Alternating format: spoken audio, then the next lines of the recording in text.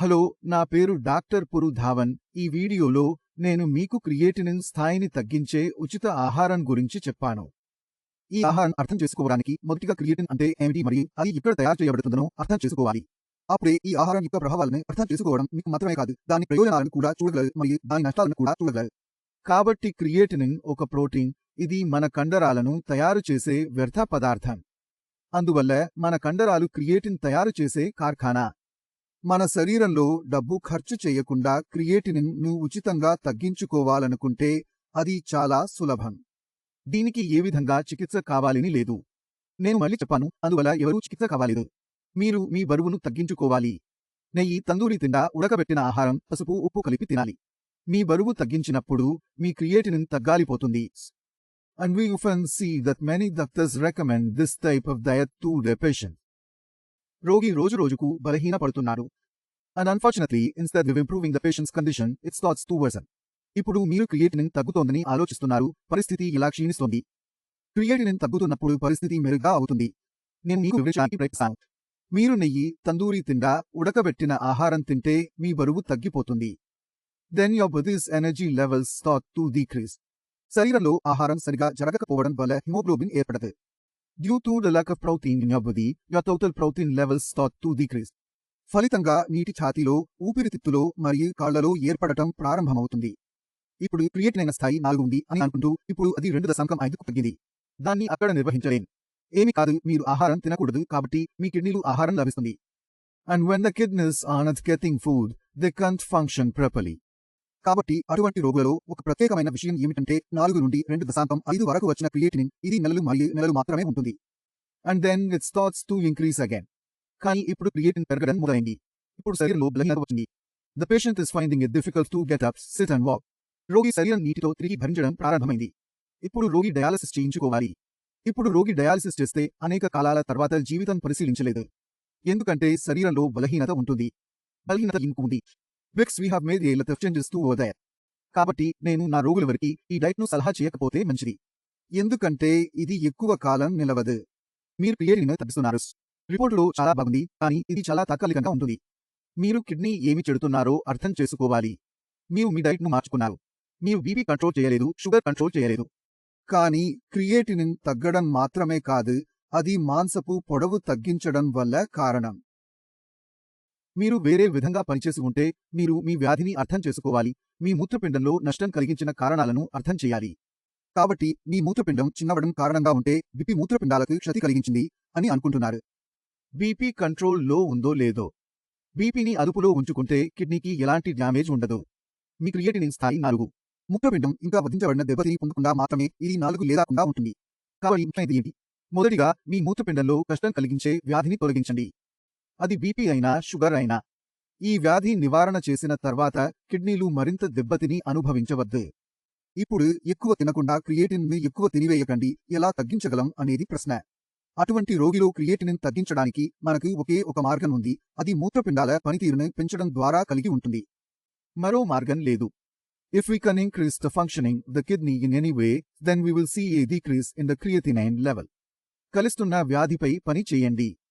కాబట్టి బీపీ మారిన తర్వాత షుగర్ తీసేసి అప్పుడు కిడ్నీ మరింత హాని అనుభవించలేదు.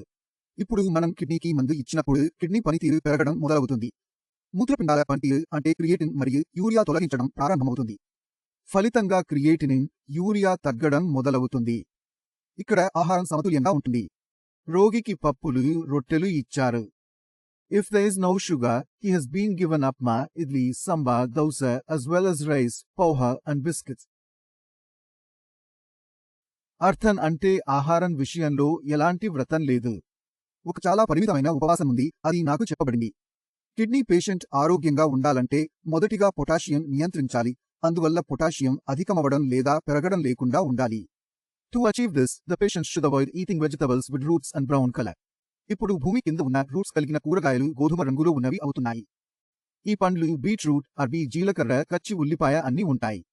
ఈ కంద పంటలను ఆహారం నుంచి తొలగిస్తే రోగి శరీరంలో పొటాషియం పెరగడం లేదు. మరిన్ని కూరగాయలు ఏవి ఉన్నాయి అని మీరు అనుకుంటున్నారు. అవి ఆకుల కూరగాయలు అనగా పాలకూర, బఠువ, మెంతికూర, ఆవాలు, కొత్తిమీర, పుదీనా, వాటి సాగ్ మరియు చట్నీలు నిషేధించబడతాయి. That means you can have mint paratha, fenugreek roti, or anything else you want by kneading the dough. మీరు వారి సాగ్ మరియు చట్నీ తయారు చేయకూడదు. We are controlling these things because if the amount of potassium increases in a patient with kidney failure, they can have a heart attack and die. అందుకే ఈ కూరగాయలను కూడా మాన్యంగా తినాలి. పండ్ల విషయంలో మేము రోగికి పొటాషియం పెరిగిన పండ్లు తినకండి అని ఖాయం పెట్టాలి. అరటిపండు, కివి, అవొకాడో, ఖర్జూరం, డ్రై ఫ్రూట్స్, కొబ్బరి నీళ్లు. If we remove these fruits, we also need to avoid all sour fruits like sandra, mushroom, quinoa, mango, and pickle. Kidney failure పేషెంట్లు బొప్పాయి, ఆపిల్, గువావ, చిక్కు మొదలైన ఇతర పండ్లను తీసుకోవచ్చు. ఇప్పుడు అది గురించి మాట్లాడకపోతే మనం అది పెద్దగా పట్టించలేదు. We have focused mainly in two things. One is potassium and the other is acidic fruits. ఆమ్ల పండ్లను తింటే సోడియం బైకార్బోనేట్ అనే మన శరీరంలో మనం తీసుకునే మందులు పనిచేయవు. ఇది పనిచేయడానికి మన శరీరంలో పుల్లని ఉత్పత్తులను తీసుకోవడం మానేయాలి, ఎందుకంటే వాటిలో ఆమ్లం ఉంటుంది. ఆమ్లం మరియు సోడా ఒకదానితో ఒకటి చర్య జరుపుతాయి మరియు మందు అక్కడితో ముగుస్తుంది. మనం తీసుకునే టాబ్లెట్ మన రక్తంలోకి చేరి రక్తంలోని ఆమ్లాన్ని తటస్థం చేయాలి, మన ఆహారం కాదు. That's why we need to avoid sour foods and use soda to neutralize the acid in our blood.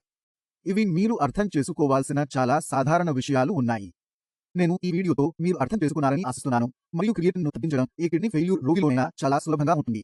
దీనికి ఎలాంటి మందులు అవసరం లేదు. ప్రతి నెల 1/2 కిలో లేదా 2 కిలోల బరువు తగ్గేంత బిగుతుగా తినడం, త్రాగడం చేయాలి. కానీ మీ బరువు తగ్గడానికి ఒక పరిమితి ఉంది. ఆ లిమిట్ లో మీకు సమస్య వస్తుంది.